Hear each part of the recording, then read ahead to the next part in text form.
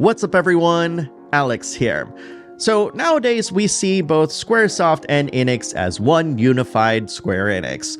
But when you look at the PS1 era and take a look at all of the games that they've released, I'd argue that it's not just the best Squaresoft era, but also the best one for Enix as well.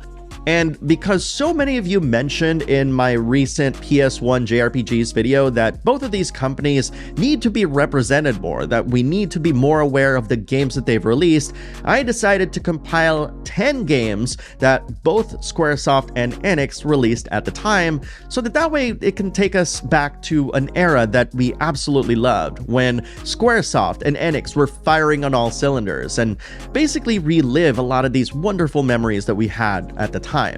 And naturally, because we're only talking about 10 games, I am purposely leaving some games off the table so I can talk about others that I haven't been able to before.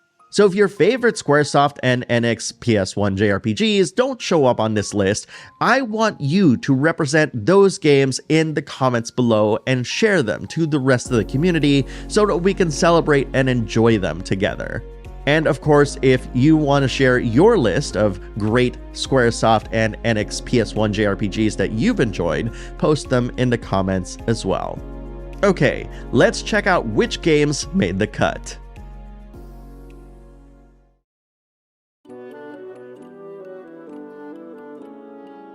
When speaking of Final Fantasy in the PS1 era, a lot of people immediately gravitate towards the big four, that is, Final Fantasy VII, 8, 9, and Tactics. And while those games are deserving of their own entry, I need to mention the presence of Final Fantasy Origins, Chronicles, and Anthology on this list. These three compilations allowed us to experience two games that were never originally released in the West in the form of Final Fantasy II and V. This is rounded out by the inclusion of Final Fantasy I, IV, VI, and Chrono Trigger, of all things. I still remember seeing how gorgeous the pixel art looked in both Final Fantasy I and II, how the CG cutscenes in 4 and 6 reimagined its pixel art to levels that blew my mind as a youngster, as well as being captivated by the beautifully animated cutscenes that graced this version of Chrono Trigger, which made me wish for an animated series out of it. Seeing all of these changes almost made the absolutely bonkers loading and battles worth bearing. But if you were one of the few who missed out on playing some of these classics before, this compilation of games caught you up on some of the best in the series. And I, for one, still proudly own all of these titles to this day.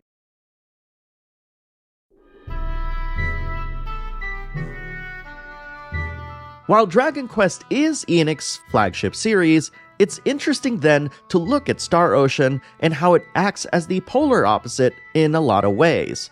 Instead of whimsical art, traditional turn-based combat, and a medieval fantasy setting, Star Ocean went for a modern anime look, real-time combat, and Star Trek-inspired science fiction.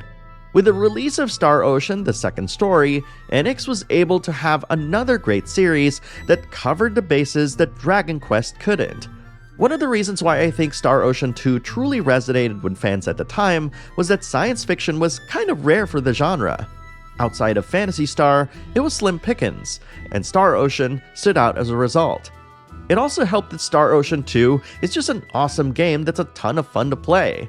Enix knew what they were doing when they decided to publish Tri-Ace games, and I, for one, am glad that they gave them a chance all those years ago. And for anyone curious about this title, you can play it right now in remake form in the incredible Star Ocean: The Second Story R, which happens to be one of my favorite games of 2023.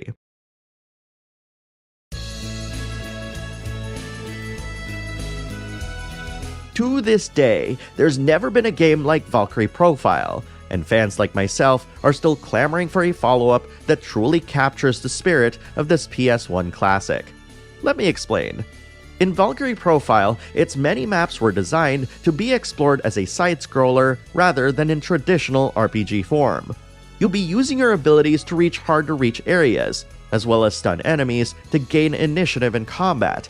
And when you get into battle, you're only getting one turn, because, as you'll soon find out, every party member is mapped to one of your face buttons. And when you press each of these buttons back to back, you'll feel like you're a conductor of chaos, unleashing a barrage of powerful attacks and skills at your opponents, feeling the synergy of the party during these short bursts. There's only been a few others that have attempted to capture its gameplay, but none have ever truly measured up to what Valkyrie Profile does and the epic scope of its storytelling. And while copies of this game go for hundreds of dollars on eBay, you can get Valkyrie Profile Lenneth, a port of the PSP version, right now on PS4 and PS5 for the low price of $19.99. And did I mention that it's got multiple endings, one of Motoi Sakuraba's best soundtracks, and a fantastic take on Norse mythology? Just wanted to slip that in there in case I didn't.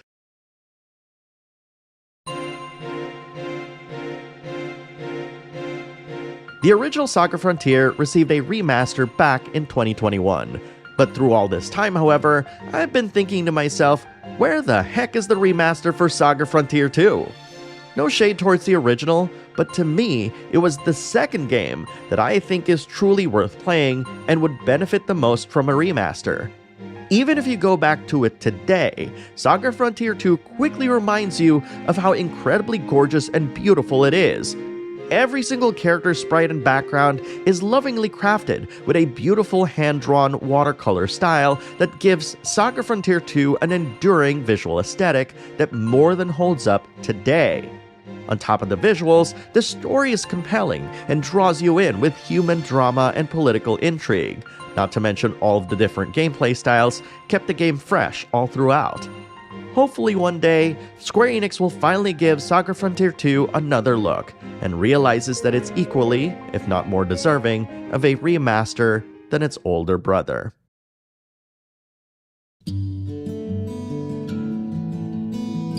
The more I look back on this era of Squaresoft, the more I can't help but be amazed and impressed with the level of creativity they showcased.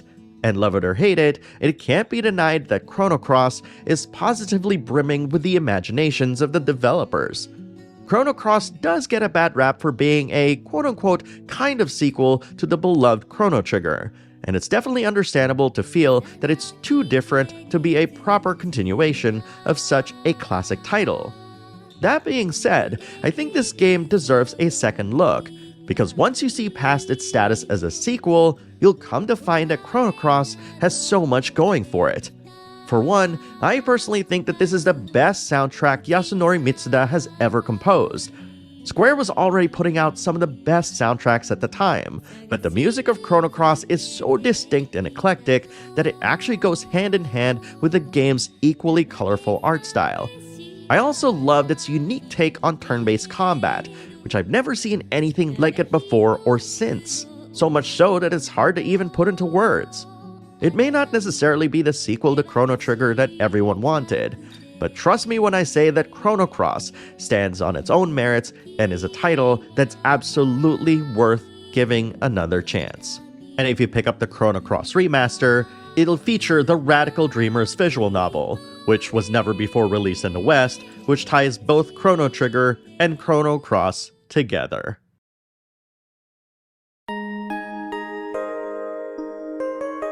While Chrono Cross might be the best soundtrack Yasunori Mitsuda has ever made, Xenogears' soundtrack isn't a slouch either, with some iconic tracks that I still hear in my head despite it being literal decades since I played it.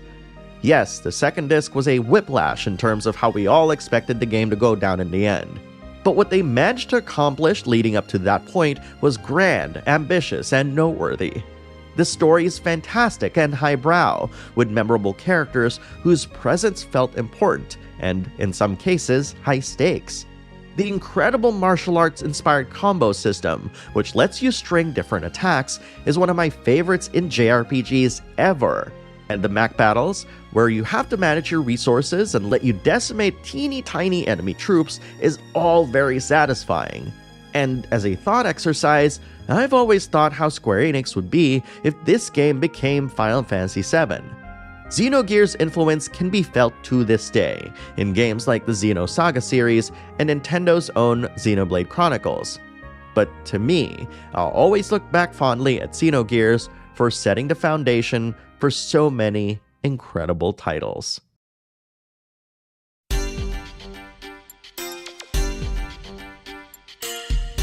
I've never shied away from the fact that it took me a while to get into tactical JRPGs. But if I were to credit a single tactical JRPG that got me playing for hours and hours in my formative years, then it easily has to be Front Mission 3. Set in Southeast Asia, you've got a powder keg's worth of elements that make the game such a unique melange of genres and themes that are rarely seen these days. Real-life locations, believable characters with their own motivations, incredible maps, intricate and complex progression in the form of piloting the game's mecha, and you've got a game that is truly one of the best tactical JRPGs of the PS1 era, right up there next to Final Fantasy Tactics. As someone who lived in the Philippines for the better part of their life, the mere mention of my country in this game had me all excited and proud to be playing the game. But more than that, it allowed me to engage in some truly amazing turn-based combat that only very few games have tried to capture. And while a different company has been trying to remaster and remake the first 3 games, the folks who created Coffee Talk, of all things, are making what seems to be a spiritual successor of sorts in the form of Krieg's Front Tactics. And no, I'm not being paid to mention said game, I just think that Front Mission's legacy needs to be continued, and I'm happy for anyone to take up that mantle.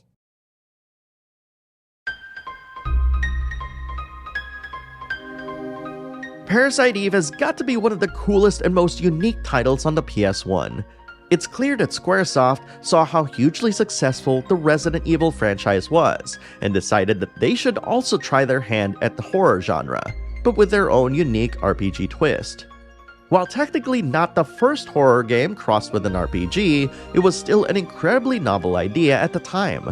While Resident Evil was certainly an inspiration, Parasite Eve very much feels like its own game.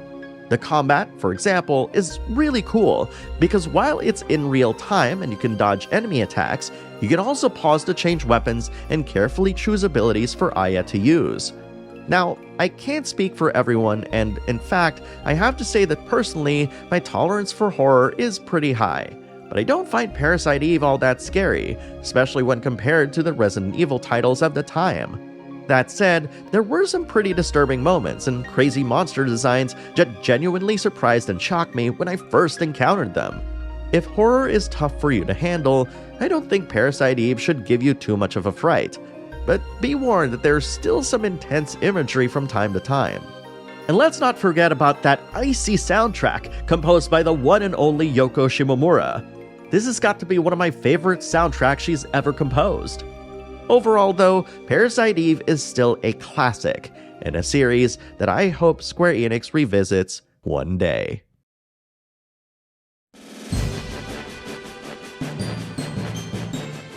In November of 1998, the gaming landscape was changed by the release of Legend of Zelda: Ocarina of Time. And while that game undoubtedly earned its legendary status, I think it's a shame that Brave Fencer Musashi, which released in July of that same year, was unfairly overshadowed by it. While it didn't help that, at the time, many press outlets touted it as a Zelda killer of sorts, looking at the game now, it's so much easier to appreciate it for the fun and charming game that it is. While it does admittedly contain some prominent Zelda elements, this is far from a bad thing, and it never feels overtly derivative, as it injects plenty of its own ideas to keep things fresh and interesting. From having to save townsfolk to learn new techniques, being able to steal abilities from enemies with your fusion sword, as well as imbuing it with different elemental properties, there's definitely quite a lot to the gameplay. And this is not even getting into all of the puzzles and minigames. While the game admittedly does show its age somewhat, rest assured that it holds up remarkably well, and is absolutely worth revisiting if you haven't touched it in a while.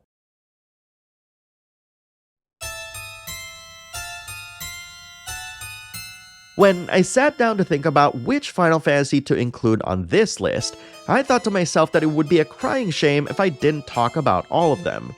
And yet, if I did, those entries would have probably comprised a majority of this list. So here I am, grouping Final Fantasy 7, 8, 9, and Tactics together.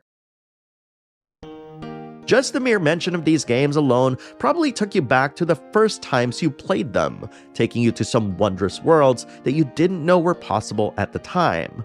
From the slums of Midgar, the incredible CG fight scene between Cypher and Squall, that super fun sword fighting minigame at Alexandria Castle, and of course, to Delita's classic line, "Don't blame us, blame yourself for God." These games are surely considered to be part of the pantheon of best Final Fantasy games of all time. And considering that one of them is even a spin-off title, it goes to show how powerful the Final Fantasy brand was back in the day. And with rumors of 9 and Tactics coming back in some form of fashion, all I'll say is that this fearsome foursome still sets a pretty high bar of what we all expect Final Fantasy to be. That said, the debate rages on as to which game can be considered as the best Final Fantasy of all time, especially since I ranked all 16 Final Fantasies last year. I also asked my community to rank all 16 Final Fantasies as well, and you're not going to believe how these lists turned out. Watch this video next and find out how your favorite Final Fantasies stacked up.